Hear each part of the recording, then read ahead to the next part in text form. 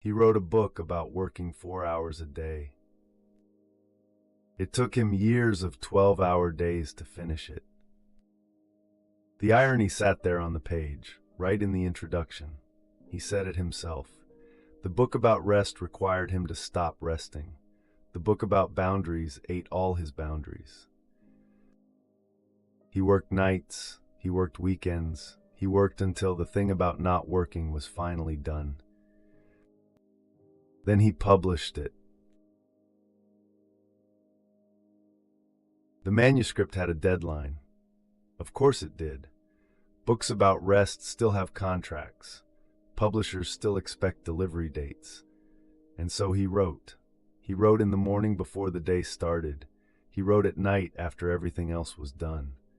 He wrote on Saturdays when he told himself he would take Saturdays off. The argument was solid. 4 focused hours beats 8 distracted ones. The research backed it up. The case studies proved it. He had the data, he had the examples, he had everything except the life he was describing. His family saw less of him. His friends stopped calling. He canceled dinners, skipped birthdays, said no to anything that was not the book. The book about how to stop doing this. People asked how it was going. He said good. He said almost done. He said this every month for 2 years. When he finally sent the final draft, he sat at his desk. He did not feel relief. He felt empty. The thing was finished. The advice was sound. 4 hours a day, clear boundaries, sustainable pace. He looked at his calendar. 12-hour days, every day, for months. He had built the escape hatch while still inside the burning building. We do this. We write the manifesto about slowing down at 3 in the morning. We plan the simple life in complex spreadsheets that take 6 hours to update. We are so tired that we cannot stop working on being less tired.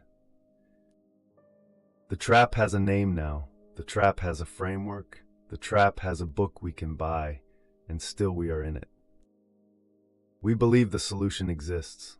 We believe if we just work hard enough to reach it, everything will change. 4 focused hours, clear boundaries, a sustainable life. It is out there. We can see it. We just have to push a little harder to get there.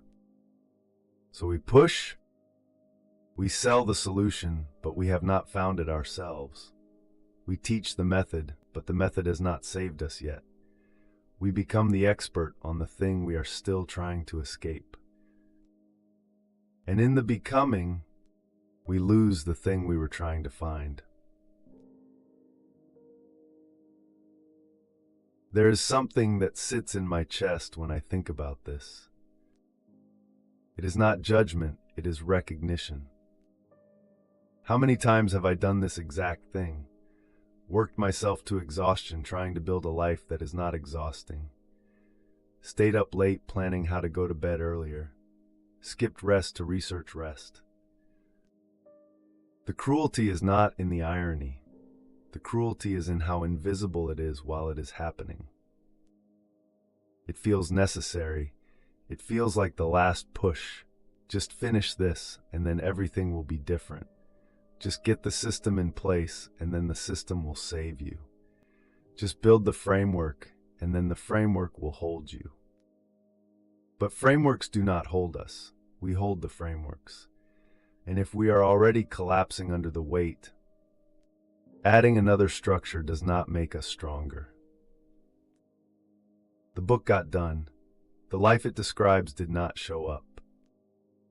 I keep thinking about what happens after the book is published, after the advice is given, after the method is taught. Does he get to live it then? Or is there another book, another deadline, another project that requires the opposite of what the project is about? Maybe that is the real trap. Not burnout itself, but the belief that we can work our way out of it. That exhaustion is a problem we can solve if we just try hard enough. We treat rest like an achievement, something we earn, something we get to have once we finish everything else. Once the book is done, once the system is built, once we finally reach the place where 4 hours is enough. But 4 hours is not a place, it is not a finish line, it is not something we arrive at after years of 12-hour days.